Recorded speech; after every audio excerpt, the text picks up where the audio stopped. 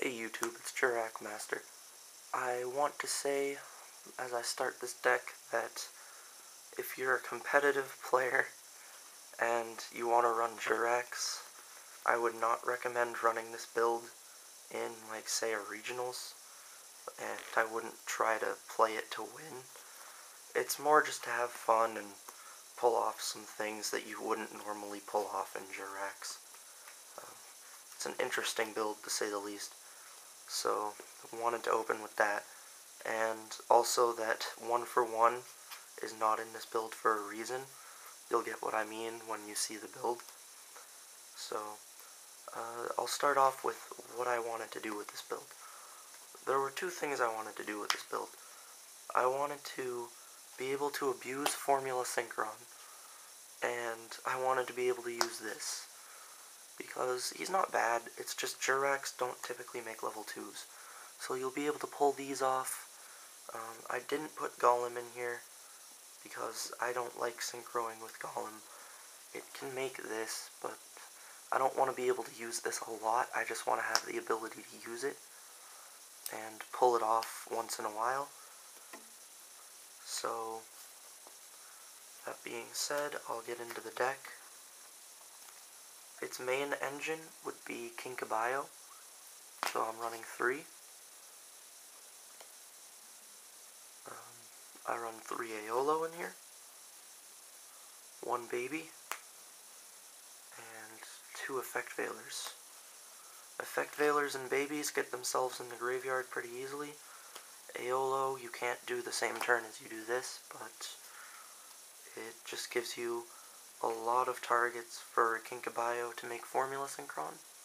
You can count it up, that's 6 with 3 Kinkabayos. I find that works pretty well. 3 Guaibas, 3 Velos, and 2 Dinos. So that's it for the monster lineup. I used to be running 3 of the Dimensional Alchemists instead of 1 Guaiba, 1 Velo, and 1 Aolo. But I found that I was hitting cards that I really didn't want to hit too often, like spells and traps, because I like to keep my monster lineup low, like low in numbers, so that I can have more support with strategy and whatnot in the back row. And I found that I was hitting Lances, Burdens, Pot of Avarice, that one being a killer, so I just took it out and replaced it with some more Jurracs for the Jurrac engine in this deck.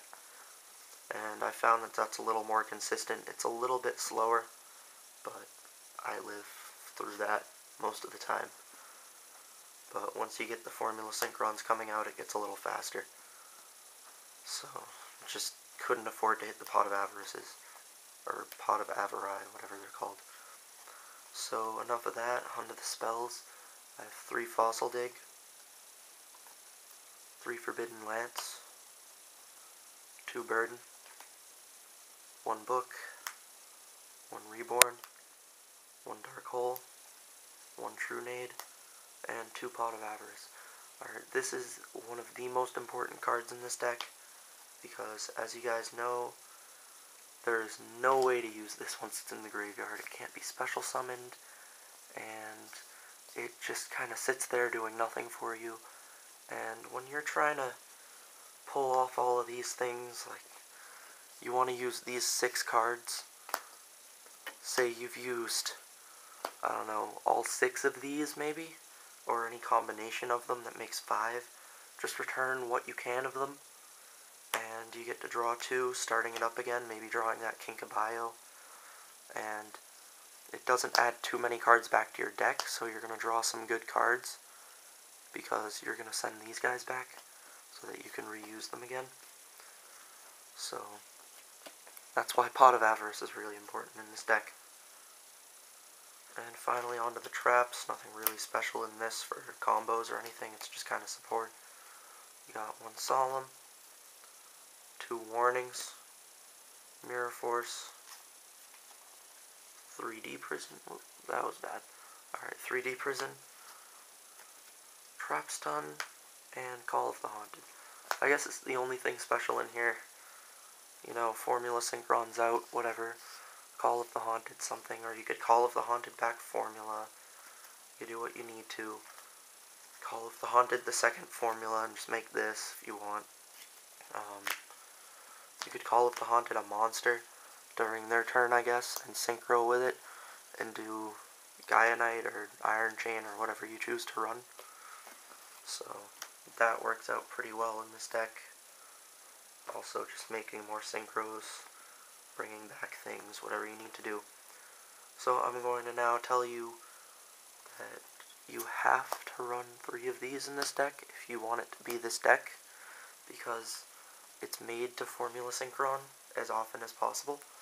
So you cannot run less than 3 if you want this deck to work. That's what I've found, at least. I mean, you might be able to pull it off with 2 or 1. I don't know what you want to try.